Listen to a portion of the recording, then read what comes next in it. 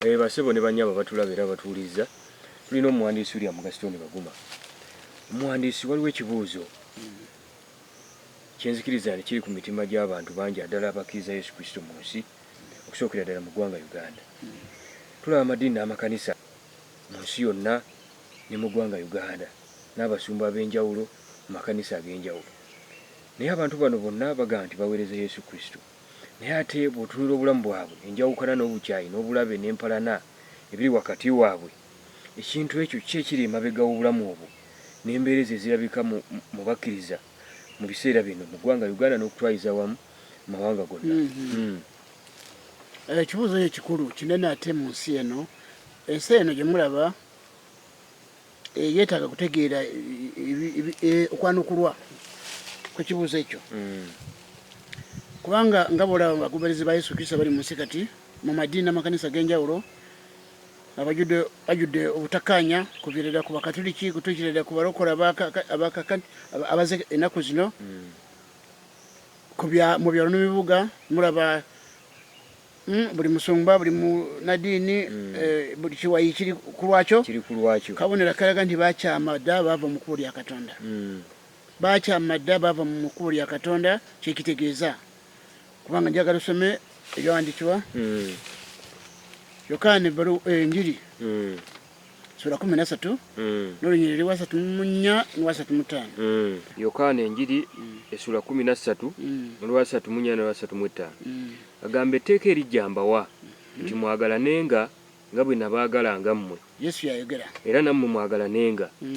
Bonna kwe banaategereranga nga muli bayigirizwa bange bwe munaabanga n'okwagalana mwekka na mwekka. Okwagalana kw'abakkiriza Yesu Kristo yalinga mugiyita baaji y'essomero. Baaji. Kyekyali kyakulaga nti okwagalana kwabwe ensi kwe yali okutegeerera nti bano be ba Yesu Kristo. Ekyo tteeka terigobererwa kati teri. Genda wali mu Yokaana era ebbaluwa sura 4 n'olunyiriri lwa 12. Ebbaluwa ya Yokaana esooka essula 4. Tewali eyali alabye ku Katonda wonna wonna. Bwe twagalana Katonda abeera mu ffe n'okwagala kwe nga kutuukiridde mu ffe. Ku kino kwe tutegeerera nga tubeera mu ye naye mu ffe kubanga yatuwa ku mwoyo gwe.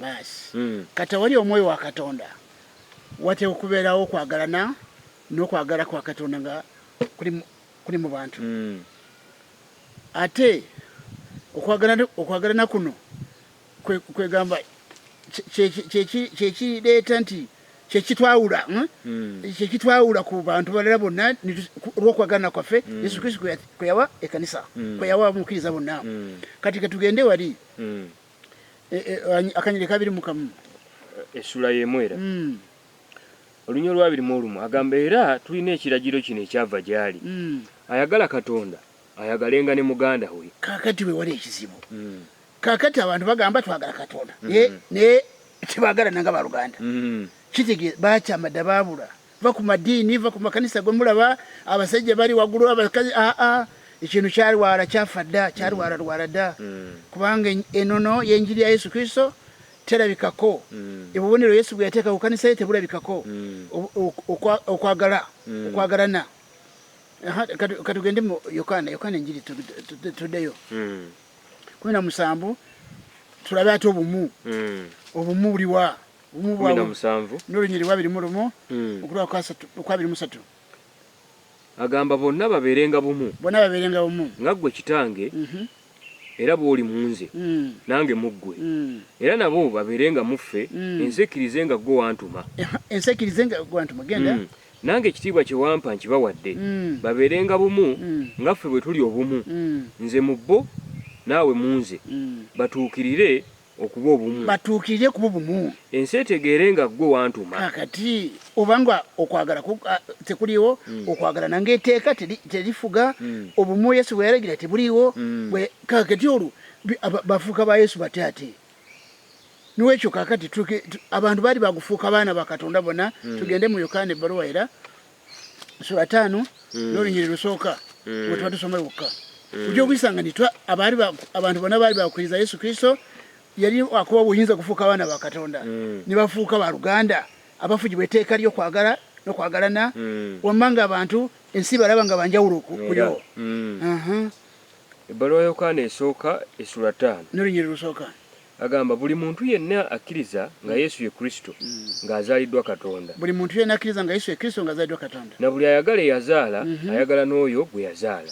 Buli ayagala Katonda alina n'okwagala ne gwe yazaala muganda we. Azaalibwa Katonda beera abazaalibwa Katonda babiri babeera baluganda kubanga babeera ba taata omu. Kakati bwe batebaagala nomanya nti yosi babe atayina era Pawulo yatujja kusoma. Pawulo agamba nti bwe siba n'okwagala bifu n'ogombeera n'okukkiriza n'ogonabera ki n'ogombeera na biki. So kakati kibategeeza nti ebyo byonna bye mulaba zino njawukana ze mulaba abasajja nga mbategeeza nti mu 1988 wenfuna obuwandiisi buno bwe mana okubufuna ebiwandiiko byange mu 1999 okuvaawo ebiwandiiko byange byatandika okusaasaana mu Uganda okuyita mu posta bigendera abasumba abanaddiini mu Uganda byatuuka ne bigendera mu mawanga amalala mu Amerika Bulaya mu kontinenti zonna era ebiwandiiko bya abantu badde bampandikira ebiwandiiko byonna mbirina.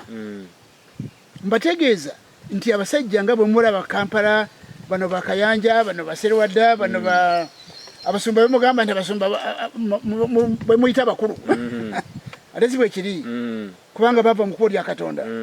Mbategeeza abantu abo serwadda bano Wafulu Gospel abadde nabatadde wano ku kawandiiko kange ekiwandiiko kyange bakayiwa bano ba mitala bano bani abo Senyonga Senyonga naye yajja okubiri mu myaka egyo ndi mu kusaasanya ebiwandiiko.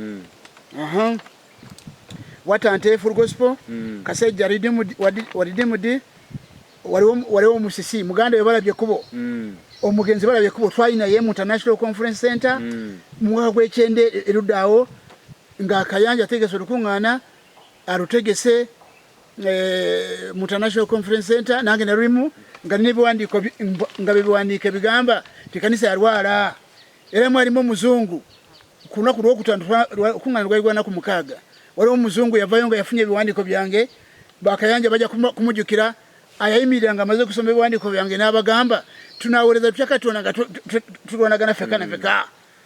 Mbategeeza Katonda yayagala nange mu lukuŋŋaana olwo kati mbategeeza Katonda nandaga nti abantu bonna bawulira naye tebategeera kutegeera kwagaana.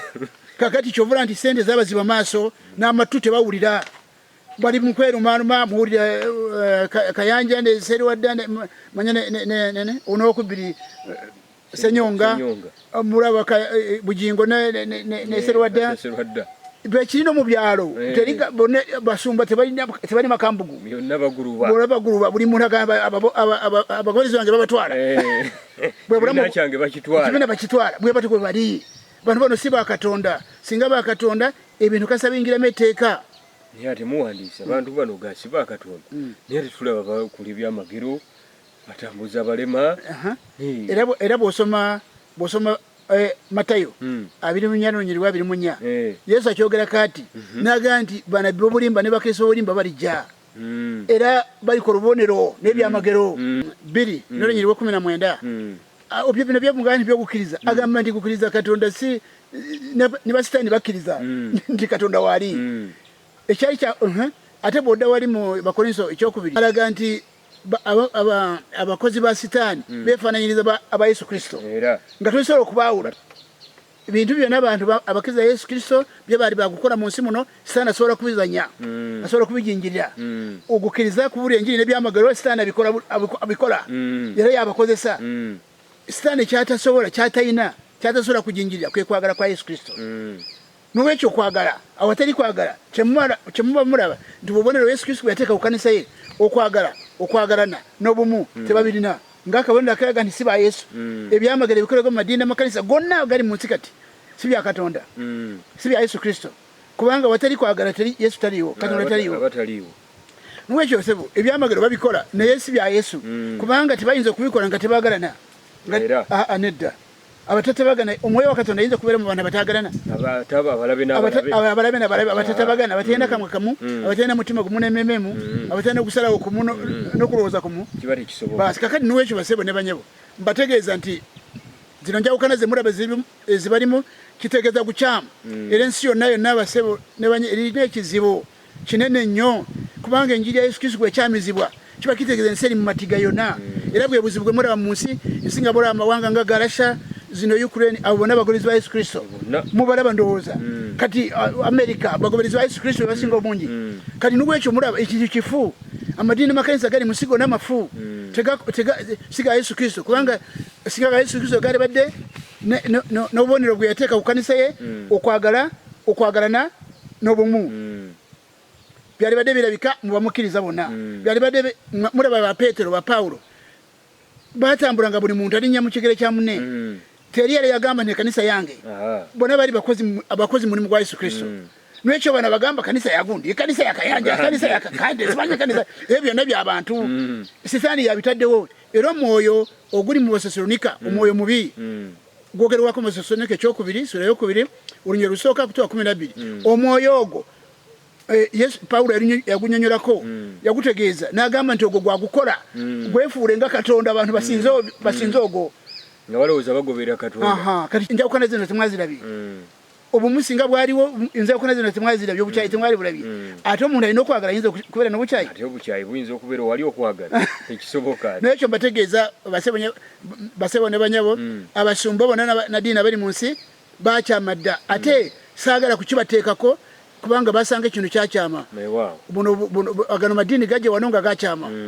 gano bona bupeneko kubanga bonna bajja nekibi kyenjawukana abakatoliki n'abaprotestanti bajja nga bayawukana abapenekoti bajjira mu kwawukana nga mulaba abafuru gospel bano baridimudi bano erimu bonna bajja nga bayawukana bwawukanyi kakati ng'omwoyo wa Katonda tali nabo n'ekyo ekiseera kituuse enjiri eddemu kubuulirwa mu nsi buto sookerera mu Uganda tugende mu maaso n'okuliziganya tubadde n'omuwandiisi William Gaston Baguma olw'obufunda bw'obudde tujja kwongera okweyongeza omuwandiisi ng'ayongera okuttaanya ku nsonga ez'enjawulo mwebale nnyo okutulaba era okutuwuliriza